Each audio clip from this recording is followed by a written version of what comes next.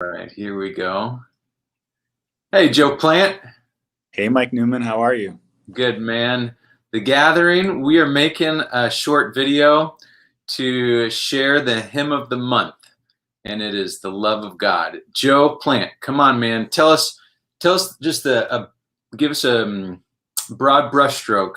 Why are you choosing hymns for our church to meditate, memorize, dwell on? What's kind of that broad brushstroke theme?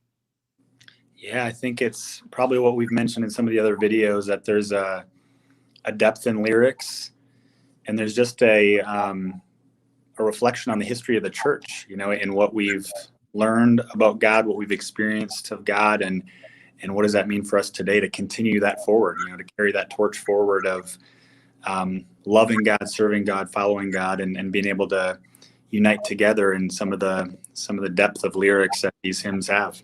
Yeah. Yeah, and so the love of God. Bro, did you grow up listening to this one, singing it in your church?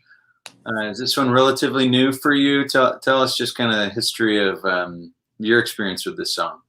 Yeah, it's relatively new. I think I've probably heard it, in my life, but it wasn't a, frequently used song in the churches I grew up in. I've liked it. I just haven't really let it, or, it been a regular part of my church experience. Yeah, I mean, me neither, bro. I remember sitting in the car with a good buddy, asking him what his favorite hymn was, and he said the love of God. And I remember my reaction going, I grew up in a small Baptist church where we had hymnals. We sang from them every Sunday. And I don't remember ever singing this song. And so I learned it 2 years ago and really fell in love with it.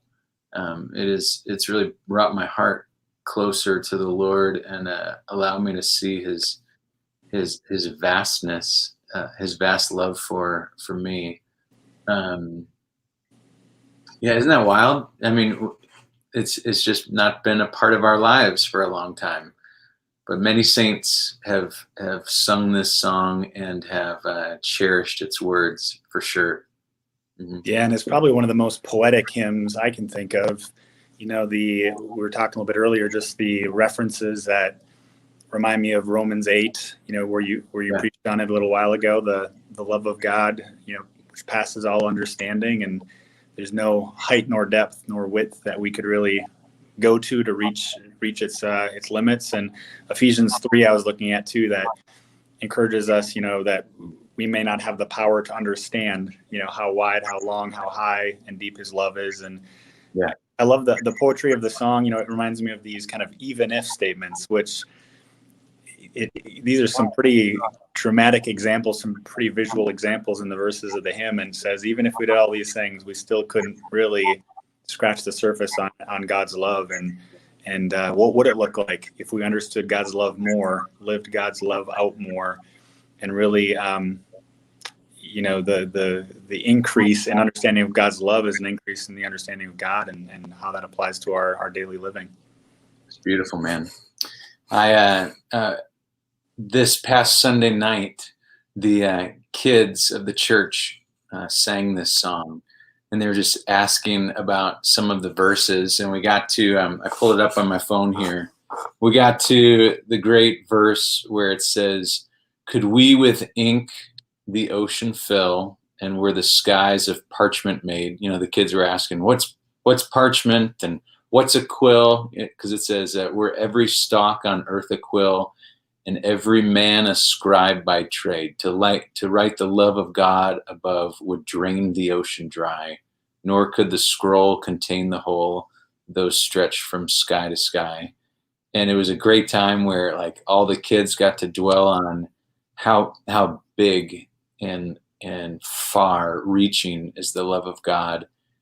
One kid said, so if I tried to describe it, no words would be able to, well, they didn't say do it justice, but no words would be able to do its job or whatever. And it's like, no, couldn't even fill the sky with all the ink in the whole world. So it was just a beautiful time of worship and understanding the love of God. Yeah, and I think you and I talked this a week or so ago that sometimes we focus on love, and that's a good focus. Love is a good thing, but Yeah. it's still the source is God. We shouldn't just start with love and say this is all about love. God Yeah. is love, and let's go back to that being the source. Yeah. Amen. So, hey, maybe just to wrap it up, brother, what, when you're leading us with this song, what are some of the things that you have prayed about for our church that even, as you're singing, you're praying that we would, blank? What's some of the heart of the worship leader behind leading this song? Yeah, I think it's to know Him more.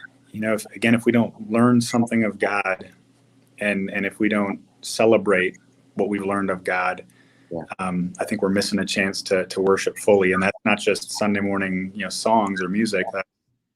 Are we learning more about God? Are we celebrating more about God as we look to grow? I mean, we want to grow together. I love how songs can unite us. It's one of my favorite things to step away from the mic on Sunday mornings and just hear everyone's voices raised.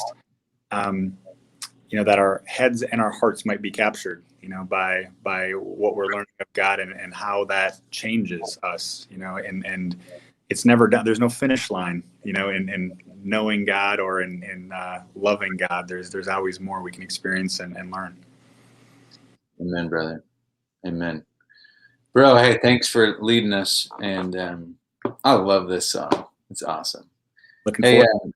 any further thoughts on Aaron Rodgers and if he's going to go to the Vikings or not? Just just to let our folks know that you're real. And Yeah, I hope not. I don't know if that answers your question.